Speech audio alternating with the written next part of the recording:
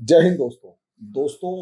जिस तरीके से जियोपॉलिटिक्स लगातार बदल रही है, हालात जो हैं वो लगातार कुछ न कुछ चेंज होते जा रहे हैं और आज के दिन तो सिचुएशंस इस तरीके से आ चुकी हैं कि रोज कोई ना कोई खबर जियोपॉलिटिक्स से रिलेटेड आ रही है और हालात इस तरीके से हैं कि कब कौन सी नई खबर बन जाए और हर किसी को अलग, और फैक्ट्स इतने ज्यादा हैं कि कुछ कहने की हद नहीं।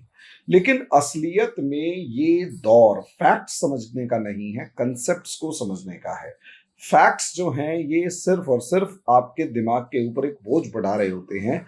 अब जब उन फैक्ट्स को एनालाइज करना शुरू करोगे तो जाके आपको ढंग की नॉलेज होगी। और देखो, फैक्ट्स तो इकट्ठा करते रहो, कोई फायदा नहीं है।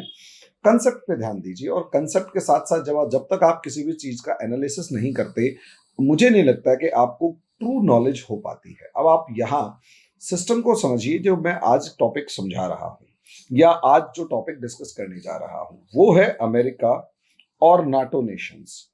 एक तरफ अमेरिका है और साथ में नाटो नेशंस हैं। इन अमेरिका और नाटो नेशंस की तरफ से लगातार खबरें आ रही हैं कि इंडिया जो है उसका जो स्टैंड ऑन यूक्रेन इशू है, India's stand on Ukraine issue, it's quite disturbing. ये जो है वो डिसअपॉइंटिंग है। अब क्योंकि ये डिसअपॉइंटिंग है तो ऐसी सिचुएशन में इस डिसअपॉइंटेड स्टांस के लिए जिम्मेदार कौन है या किसको हैंडल किया जाए, किस तरीके से हैंडल किया जाए, इसके ऊपर अगर देखा जाए तो बहुत ज्यादा टेंशन्स क्रिएट होती हुई नजर आ रही है। क्योंकि एक तरफ अमेरिका और नाटो चाहता है कि इंडिया खुल के रशिया के ऊपर दबाव डाले कि वो यूक्रेन के ऊपर जो अटैक कर रहा है वो ना करे। वहीं इंडिया जो है वो चला जाता है रशिया और रशिया के साथ डील करता है और अप्रोक्सीमेट 15 बिलियन जो बैरल जो वो है 15 बिलियन बैरल के आसपास का तेल खरीदने का डिसाइड कर लेता है। अब ऐसी सिचुएशन में आपको खबर मिलती है कि UK very disappointed with India's stands on Ukraine, जो ट्रेड मिनिस्टर का कहना है। और दूसरी तरफ ये खबरें भी आपको खूब चलती हुई दिखाई दी कि discounted crude oil from Russia oil. अच्छा, ये इंडियाज रिएक्शन है कि भाई असलियत में हम लोग जो तेल खरीद रहे हैं उसके ऊपर आपको ज्यादा हमें शिक्षा देने की जरूरत नहीं है। आपके पास तो तेल पूरा है और हमें अपने तेल को अच्छे तरीके से खुद हैंडल करना है, हमें हमारी कंडीशंस को हैंडल करना है। इसी पूरी सिचुएशन के ऊपर इस वीडियो में मैं डिस्कस करने जा रहा हूं कि असलियत में इंडिया ये गेम क्या खेल रहा है और कैसे इंडिया ने इन बाकी देशों को इनकी औकात दिखाई, इस पर डिस्कस करें। लेकिन उससे पहले छोटी सी एक रिक्वेस्ट है दोस्तों कि अगर आप लोगों को मेरे वीडियोस पसंद आते हैं तो मेरे चैनल को लाइक करें, सब्सक्राइब करें, शेयर करें, बेल आइकन जरूर दबाएं ताकि मेरी ये वीडियोस जल्दी से जल्दी आप तक पहुंच सके। दूसरा दोस्तों, 25 मार्च से स्टडी टेबल नाम का हमारा जो एजुकेशनल चैनल है उसके ऊपर प्रॉपरली हम फ्री ऑफ कॉस्ट एनसीईआरटी की लाइव क्लासेस स्टार्ट करने वाले हैं 25 ऑफ मार्च से। तो जितना जल्दी हो सके आप उस चैनल को ज्वाइन कीजिए और हमारी लाइव क्लासेस, जो लाइव एनसीईआरटी की क्लासेस हैं, उसके ऊपर हमसे जुड़िए। अब आ जाते हैं दोस्तों टॉपिक के ऊपर। टॉपिक अगर आप यहां पर देखते हैं तो असलियत में मामला चल रहा है यूक्रेन क्राइसिस का।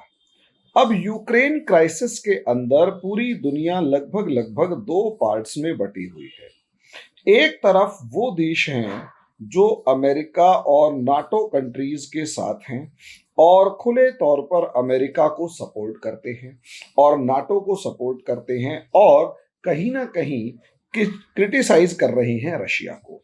वहीं दूसरी तरफ रशिया है और रशिया के साथ काफी हद तक चाइना है और उसके साथ साथ सबसे बड़ी बात ये, काफी हद तक चाइना और कुछ छोटे छोटे देश हैं, सम कंट्रीज, उसमें से आजकल पाकिस्तान भी है, जो कि खुले तौर पर रशिया का सपोर्ट कर रहे हैं और ये कह रहे हैं कि रशिया जो यूक्रेन में कर रहा है वो सिर्फ और सिर्फ अपनी सॉवरेनिटी को बचाने के लिए कर रहा है।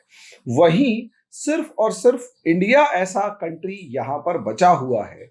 India is the only country जो कि न्यूट्रल बिहेव कर रहा है वो कहीं ना कहीं अमेरिका के साथ भी उतना ही दोस्ताना व्यवहार रख रहा है और रशिया के साथ भी उतना ही दोस्ताना व्यवहार रख रहा है, यानी equal distance from both groups.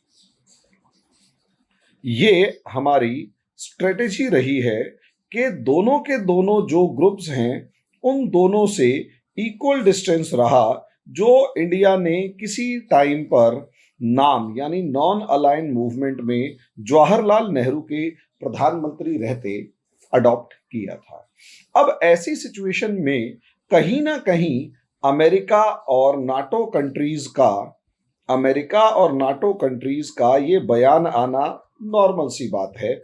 America के एक मंत्री का बयान आता है कि हिस्ट्री वुड टीच इंडिया, कुछ इसी तरीके से वुड सी इंडिया के इतिहास जो है वो सी इंडिया, इतिहास जो है वो भारत को कैसे देखेगा, हमें उसे देखना चाहिए। और यूनाइटेड किंगडम यानी ब्रिटेन की तरफ से जो बयान आ रहा है वो भी साफ कह रहा है कि ये असलियत में डिसअपॉइंटिंग है।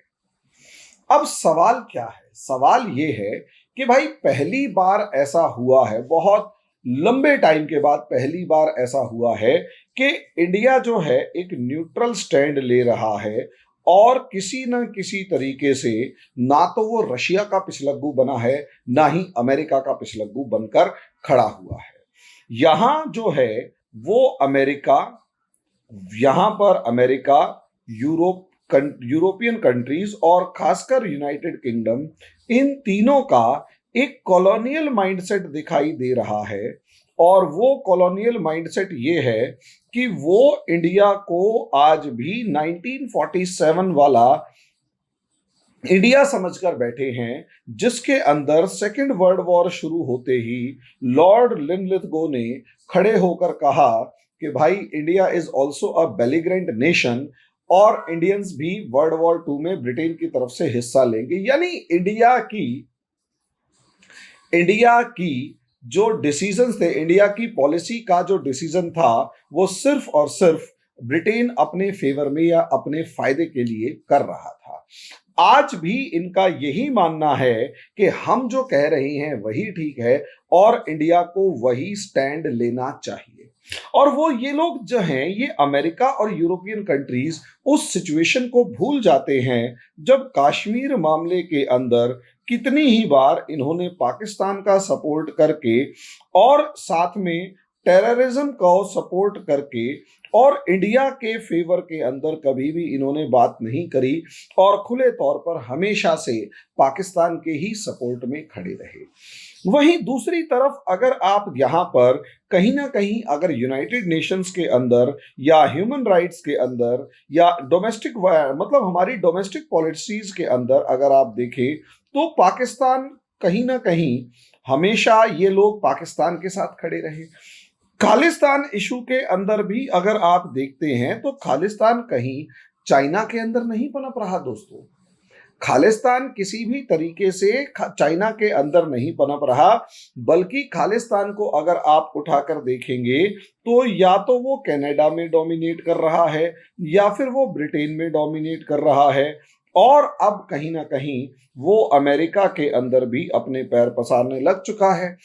जब ब्रिटेन, अमेरिका और यूरोप के बाकी देश इस तरीके के इंडिया को टोर अपार्ट करने के यानी इंडिया के पार्टीशन की करने वाले ग्रुप्स को सपोर्ट करते हैं, तब इंडिया को बुरा नहीं लगता होगा। आप खुद सोच कर देखिए, आज इंडिया जो है वो अपना एक इंडिपेंडेंट स्टांस लेकर खड़ा हुआ है, तब इन्हें ऐसा लग रहा है कि India's behaviour is very disappointing. लेकिन उस टाइम पर इनका डिसअपॉइंटिंग बिहेवियर तब कहां चला जाता है जब इंडिया की सॉवरेनिटी और इंटीग्रिटी के ऊपर खालिस्तानी अटैक करते हैं। और 1989 के अंदर कश्मीरी एक्सोडस हुआ और उस कश्मीरी जेनोसाइड को इन लोगों ने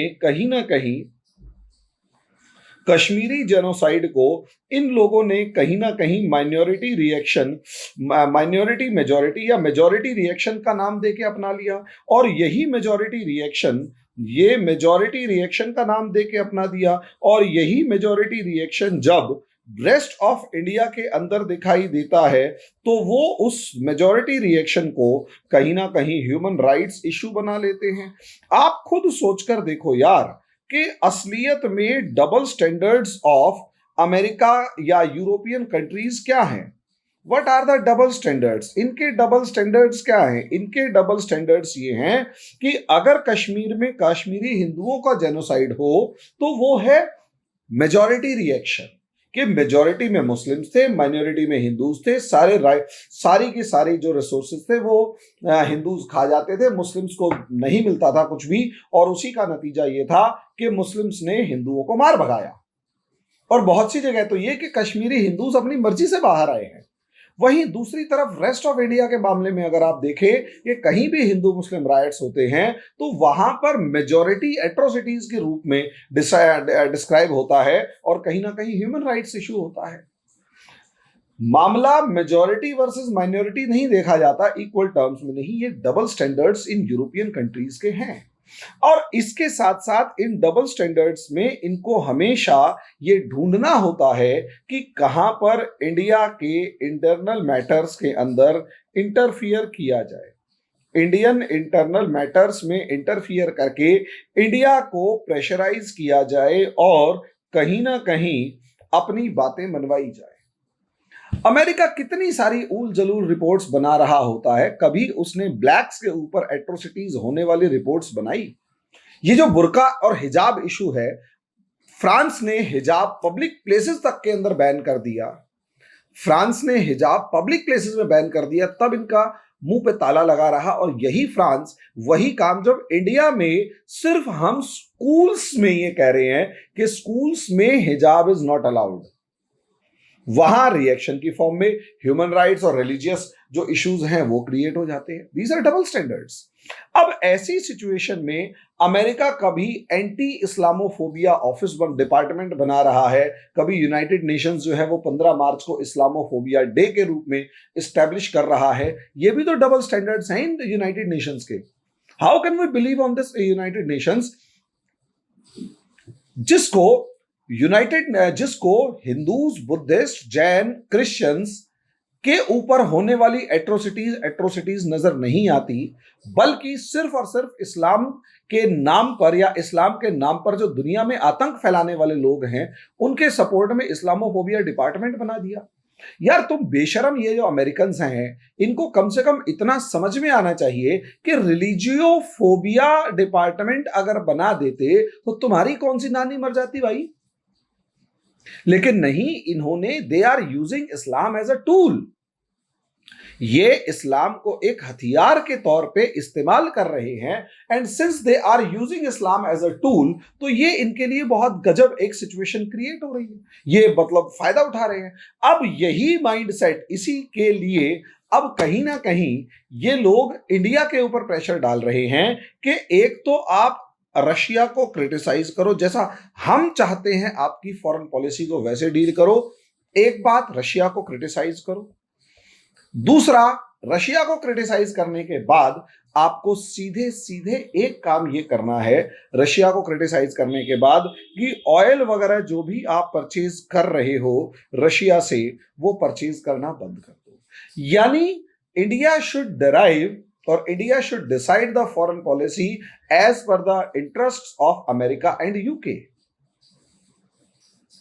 They are dealing India as a colony, as their colony.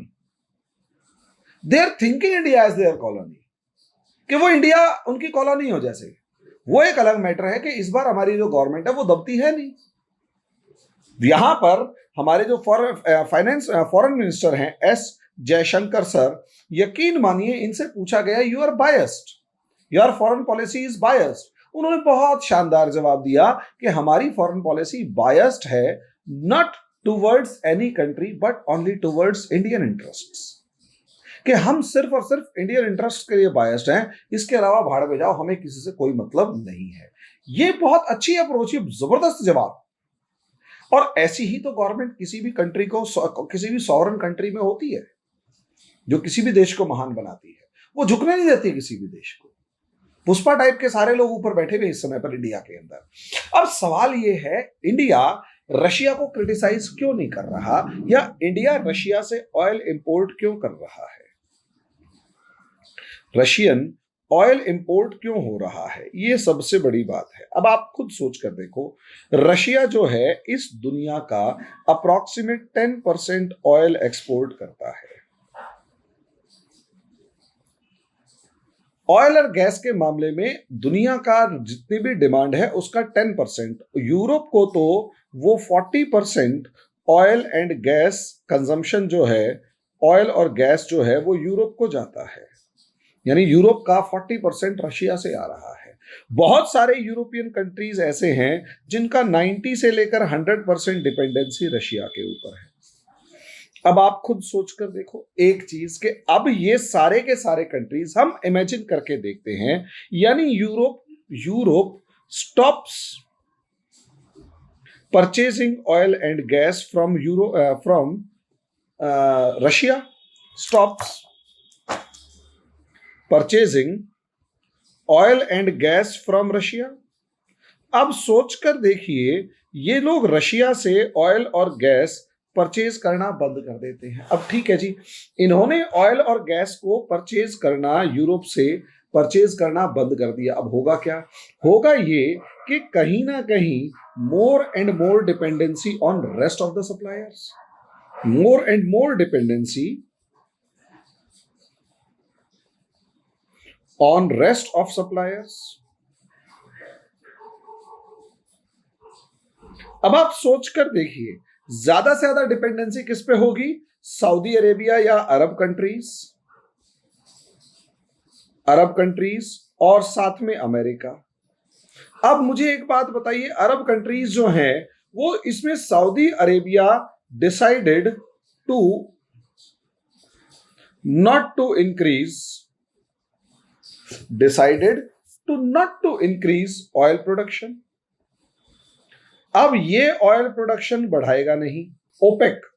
OPEC countries जो हैं वो प्रोडक्शन बढ़ाएंगी नहीं। अब सोचकर देखिए, डिमांड जो है वो लगातार बढ़ रही है और सप्लाई जो है वो आपने आर्टिफिशियली कम करवा दी, रशिया को सप्लाई चेन से बाहर कर दिया, ईरान पहले ही बाहर है। अब ऐसी सिचुएशन में सप्लाई गिर रही है, डिमांड बढ़ रही है, सप्लाई गिर रही है, डिमांड बढ़ रही है। नतीजा क्या होगा? इन दोनों चीजों का नतीजा सिर्फ ये होगा कि ऑयल प्राइस हाइक होगा। अब जैसे ही ऑयल प्राइस हाइक होगा, वो ऑयल जो किसी टाइम पर 30 से $40 पर बैरल होता था, वो असलियत में अब एक टाइम ऐसा भी था कि एक दिन $130 पर बैरल तक पहुंच गया। अब आप सोचकर देखिए, अप्रोक्सीमेट 4 टाइम्स की अगर इंक्रीज हो जाए कुछ दिनों के अंदर, अगर $60 भी मानकर चले तो दुगना अगर हो जाए, तो इंडिया जो है वो ऑयल इंपोर्टिंग कंट्री है, और ऑयल इंपोर्टिंग कंट्री होने की वजह से हमारा जो इंपोर्ट बिल होता है, इंपोर्ट बिल उसका 60% जो है वो ऑयल इंपोर्ट से जुड़ा हुआ होता है। अब आप सोच कर देखिए, यानी इसका सीधा सीधा मतलब ये है कि अगर पिछले एक साल में ऑयल प्राइसेस डबल हो गए हैं, तो हम ये मोटे तौर पर मानकर चलते हैं कि ₹100 अगर हमारे को अभी देने पड़ रहे थे, तो अब हमारा जो इंपोर्ट बिल है वो ₹160 हो गया। यानी अगर हमें 1 लाख रुपए अभी देने पड़ रहे हैं, तो अगले कुछ महीने हमारे को 1,60,000 रुपए देने पड़ेंगे। हम क्या करेंगे? अब ऐसे में या तो हम इंडियन इंटरेस्ट्स को प्रोटेक्ट करें, या फिर हमारे पास दूसरे जितने भी ऑप्शंस हैं उनको एक्सप्लोर करें।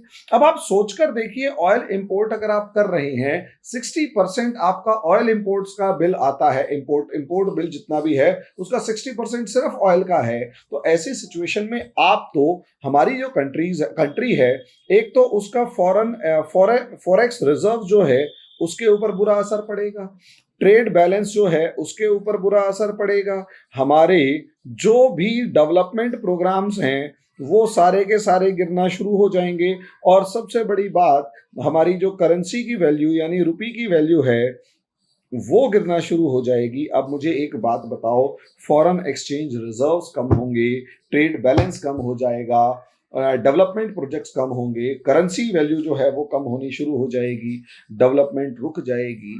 क्या यही अमेरिका और यूरोपियन कंट्रीज हमारी डेवलपमेंट रुकने के बाद हमारी मदद करने आएंगी? यूक्रेन तो मर रहा है, यूक्रेन इज डाइंग। ये क्या कर रही है भाई? हथियार ले ले भाई, गोला बारूद ले ले, लेकिन थोड़े चला पैसे ले ले, हथियार ले ले, गोला बारूद ले ले, पैसे ले ले, लेकिन हम तेरे लिए लड़ने नहीं आएंगे। ये है क्या? ये सिर्फ ये है कि वो सिर्फ और सिर्फ अपने इंटरेस्ट को पूरा करने के लिए इंडिया के ऊपर दबाव बना रहे हैं। उन्हें इंडिया से किसी तरीके का कोई लेना देना नहीं है। उन्हें इंडिया से किसी तरीके का कोई भी लेना देना नहीं है। अब ऐसी सिचुएशन के अंदर आप मुझे खुद बताइए, foreign exchange reserve, trade balance, development program सब खत्म होने की वजह से इंडिया की हालत बुरी होगी। तो अब इंडिया को क्या रशिया से बिगाड़ लेनी चाहिए? ये वही रशिया है जो हमारे को 20 से लेकर 25% डिस्काउंटेड रेट्स के ऊपर तेल दे रहा है। क्या हमें ईरान के साथ, ईरान का जो और भी अच्छा ऑफर आया है, जो रुपी रियाल ट्रेड डील को दोबारा से रिवाइव करना चाहता है, क्या हमारे को ईरान के साथ दोस्ती नहीं करनी चाहिए या ईरान से इंपोर्ट्स नहीं बढ़ाने चाहिए? शॉर्ट में कहने का मतलब ये है, शॉर्ट में कहने का मतलब ये है कि इस टाइम पर रशिया और ईरान के साथ दोस्ती बढ़ाकर अगर इंडिया के इंपोर्ट बिल्स कम हो जाते हैं तो हमें कोई समस्या नहीं है, क्योंकि इंडिया एक ऑयल हंग्री कंट्री है। इंडिया को तेल की भूख है। अगर ये तेल की भूख नहीं मिटती, इंडिया मरना शुरू हो जाएगा। श्रीलंका के बारे में आप समझ सकते हैं, श्रीलंका का हाल आप जान सकते हैं। श्रीलंका बहुत बुरे दौर से गुजर रहा है। अब ऐसी सिचुएशन में इंडिया ने अपने इंटरेस्ट्स को ध्यान में रखते हुए यूरोप को दिखाया ठेंगा और बढ़िया सा जवाब दे दिया कि आप ऑयल सफिशिएंट कंट्री हैं, आपको ऑयल की कोई खास जरूरत नहीं है।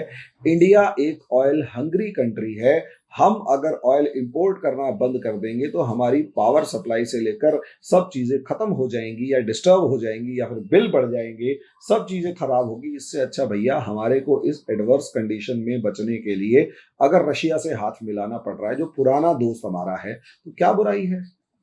ये इंडिया ने खुले तौर पर टके सा जवाब दे दिया कि हमें मत सिखाओ, हम नहीं झुकेंगे, तुम अपनी औकात में रहो, तुम इतिहास देखो कि तुमने क्या क्या बर्बाद किया है। तुम इतिहास देखो कि तुमने किसको कैसे और कहां क्या क्या बर्बाद किया है, तब हमें सजेशन देना।